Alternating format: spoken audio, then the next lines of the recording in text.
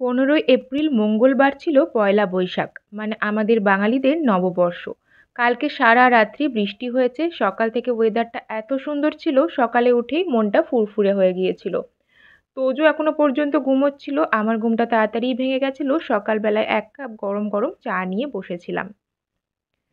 বাঙালিদের যে কোনো অনুষ্ঠান হোক, পুজো পার্বণ বিয়ে যা কিছুতেই ভুরিভোজ ছাড়া কিন্তু বাঙালিরা অন্য কিছুর কথা পরেই ভাবে।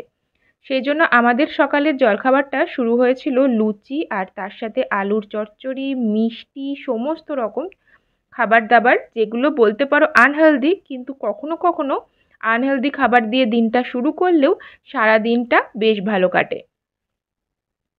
নববর্ষ যেহেতু, আগের দিন মামুনি বেডশিট কিছু নিয়ে এসেছিল, তো সেখান থেকেই একটা হচ্ছে চাদর আমি পেতেছি আমার ঘরে। আর নববর্ষের দিনে ঘর পরিষ্কার করা, বিছানার চাদর পাল্টানো, এগুলো তো টুকটাক করতেই হয়। সকালবেলা জলখাবারটা তো দেখলেই বেশ সুন্দরভাবেই শুরু হয়েছিল। আর সাদা এই আলুর চচ্চড়ির সাথে রুটি, লুচি বা পরোটা খেতে বেশ লাগে, আর তার সাথে ছিল মিহিদানা।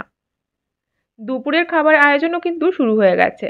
দুপুরবেলায় অন্যান্য মেনুর সাথে যেটা থাকছে সেটা হচ্ছে মাটনের আলু দিয়ে একদম পাতলা করে ঝোল। মাটন ছাড়া বাঙালিদের নববর্ষ, হোলি কোনোটাই চিন্তা করা যায় না, তাই এটা তো মেনুতে অবশ্যই থাকতে পারে।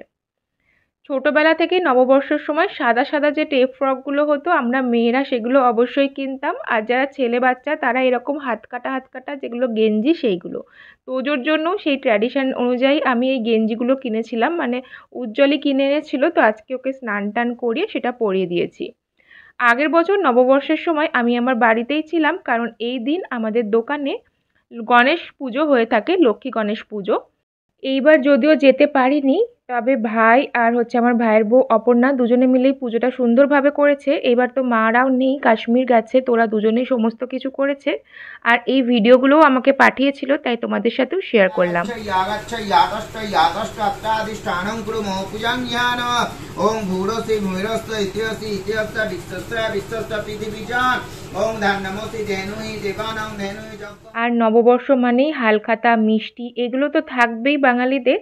বাপি বেরিয়েছিল, তো এখানে যে আমরা মা তারা জুয়েলার্স থেকে কিনি সোনার জিনিসপত্র টুকটাক, তো সেখান থেকেই হচ্ছে এটা নিয়ে এসেছে। তাছাড়াও বিভিন্ন দোকানের হালখাতার আমাদের কাছে কার্ড এসেছে, নেমন্তন্ন, যতটা পারা যায় দেখা যাক, সন্ধেবেলায় যাব। আর তারপরে এই যে লাল লাল আলু দিয়ে মাটনের ঝোল একদম রেডি। গরমের সময় খুব বেশি কষার থেকে মাটনের ঝোলটাই খেতে ভালো লাগে। আর এমনিতেও ওই ভোজবাড়ি স্টাইলের মাটন কষা কখনো কখনো খেতে ভালো লাগলেও প্রত্যেক সপ্তাহে যদি মাটন খেতে হয় তাহলে এরকম পাতলা ঝোলই ভালো লাগে। আজকে নববর্ষের মেনুতে ছিল মাছ ভাজা, কেঁদুলি ভাজা, তার সাথে পোস্তর তরকারি, মাটন আর হচ্ছে আমের চাটনি। আজকের সকালটা ঠিক এরকমভাবেই শুরু হয়েছিল আর দুপুর পর্যন্ত এরকমভাবেই কাটলো। তোমাদের সাথে একটা মিনি ব্লগ শেয়ার করলাম। কেমন লাগলো অবশ্যই জানিও। ভালো লাগলে কিন্তু অবশ্যই লাইক, কমেন্ট, শেয়ার করে দিয়ে পেজটাকে ফলো করে দিও। পরের ব্লগে আবার দেখা হবে। সবাই ভালো থেকো, সুস্থ থেকো। টাটা।